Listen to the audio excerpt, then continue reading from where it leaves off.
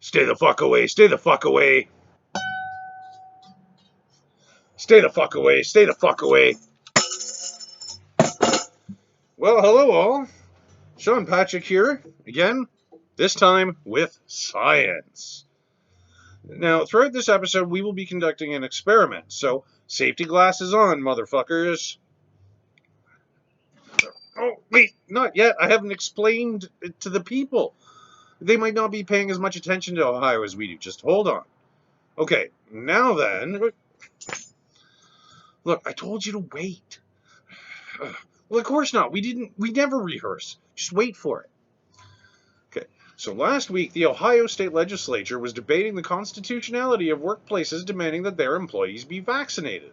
A doctor testified that not only is there some sort of transmitter in the vaccine, but that it was also causing people to shed metal and become magnetic. After that, a person tried to demonstrate their newly acquired magnetism, but failed. Well, now that it's been 2 weeks since I got my first dose, I thought we should test this theory. Okay, Sandy, now.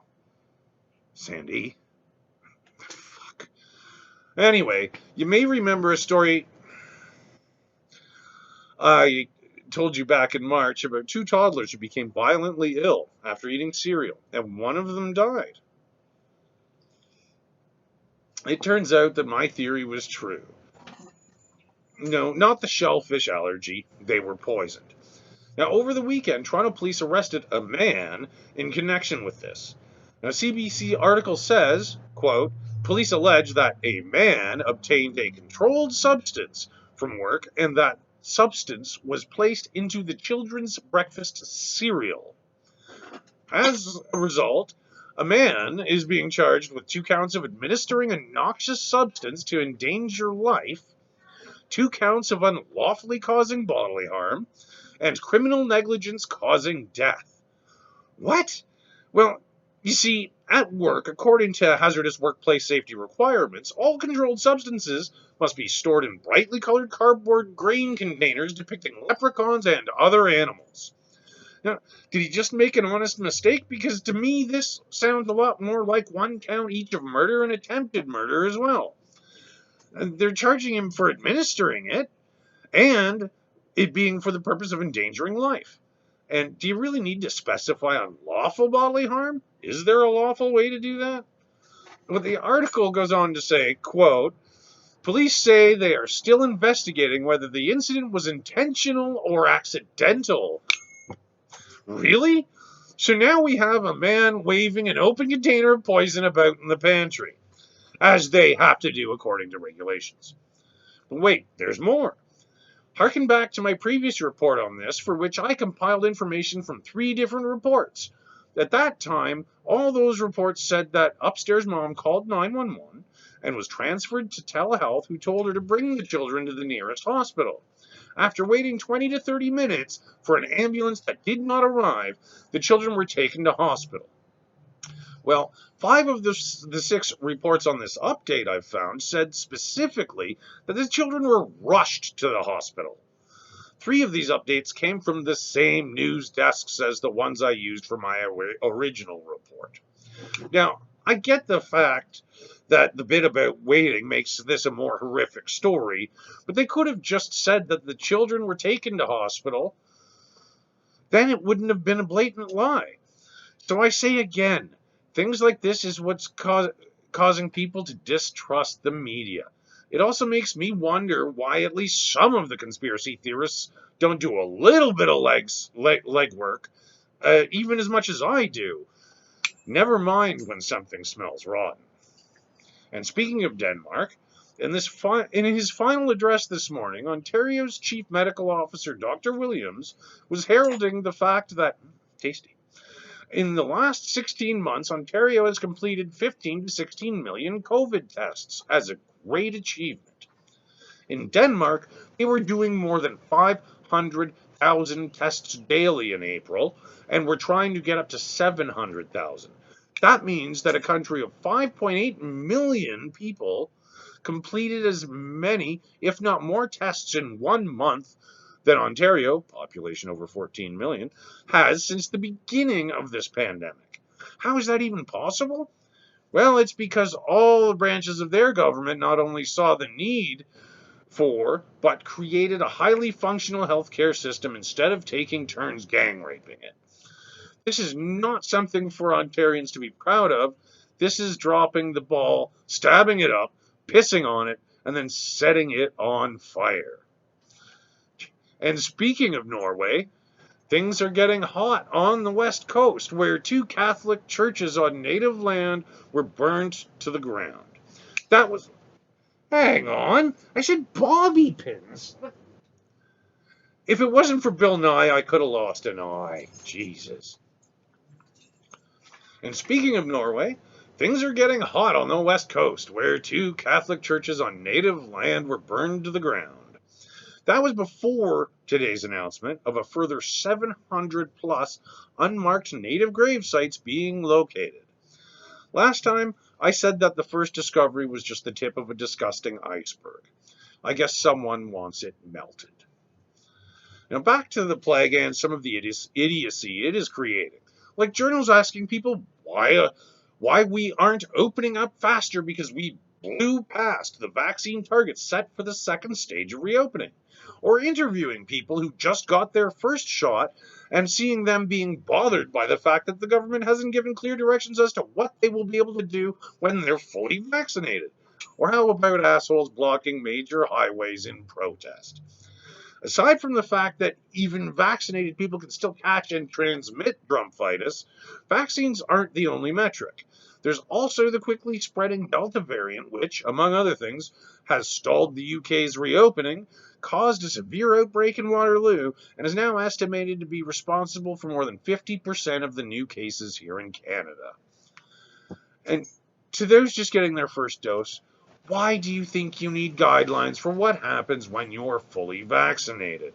It will take at least 4 weeks before you get your second dose, and then another 2 weeks after that to reach full protection. A lot can change in that time.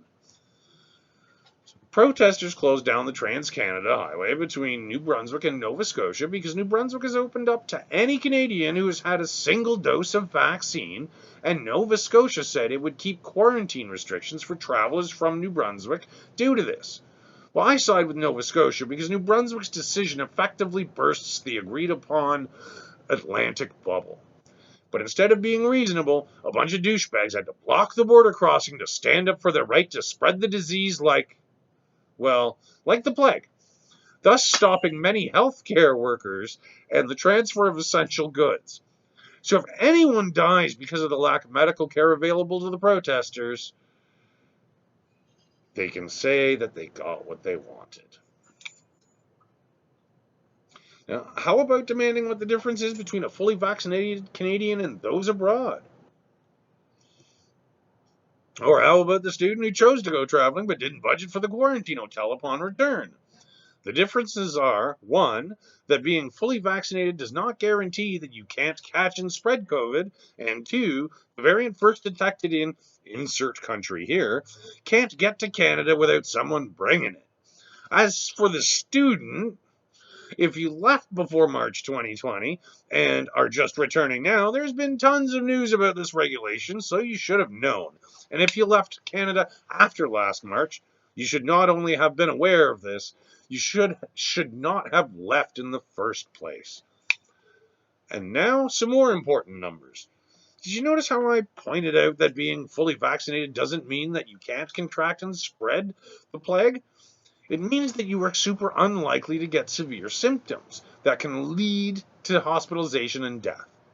When the officials say that 1 dose is about 30% effective and 2 are over 90% effective, that's an average. All of our immune systems are not equal. This isn't because of legislation. It's because of a million different things like genetics or pre-existing health, or just that we're all strange and interesting people. That means that while one fully vaccinated person may be very well protected, another may not. This is yet another reason why unnecessary travel is ridiculously irresponsible. And for all the questions around traveling with your children under 12, what the fuck is wrong with you? You're willing to go out of your way to get your child sick? This isn't the chicken pox, you dink. All right, something else childly numerical that I think people aren't understanding is what is actually needed to reach herd immunity. Since the beginning of this, scientists and doctors have been saying that a minimum of 70% of the entire population need to be vaccinated for this to be achieved. Entire population. That means including children under 12 and people who cannot have the vaccine due to medical reasons. Now, since the percentages of those vaccinated being publicized are the number of those eligible for vaccination, real herd immunity will require a higher percentage of vaccines. For example, children under 12 make up about 8% of Canada's population, and there is no real accounting of the number of people who are medically ineligible. So we'll just call it a total of 10%. That means to hit the 70% target with only 90% of the population, more than 80% of those eligible will have to be fully vaccinated.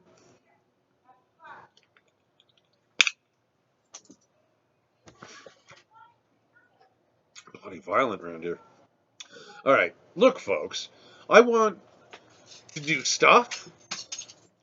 I momentarily lost my patience when I found out that Guar is planning to play a show here in November, knowing that even by that time, if everything went swimmingly from now on, I still wouldn't be comfortable in the cramped and sweaty opera house. In fact, if I were to go, my wife would make me quarantine for a month afterward, and rightly so.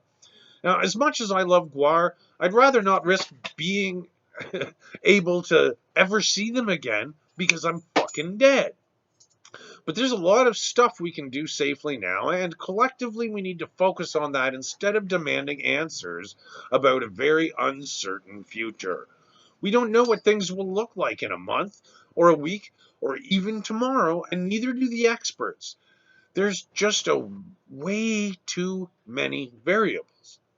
Do we want to open quickly, thus increasing the chance of further outbreaks and lockdowns? Not me. Personally, I'd rather keep my head down and hold on because things will get better as long as we don't take unnecessary risks. So even if you're fully vaxxed, wear a mask, stay the fuck away from each other, and wash everything. A lot. Jesus Christ, Sandy. I said a key.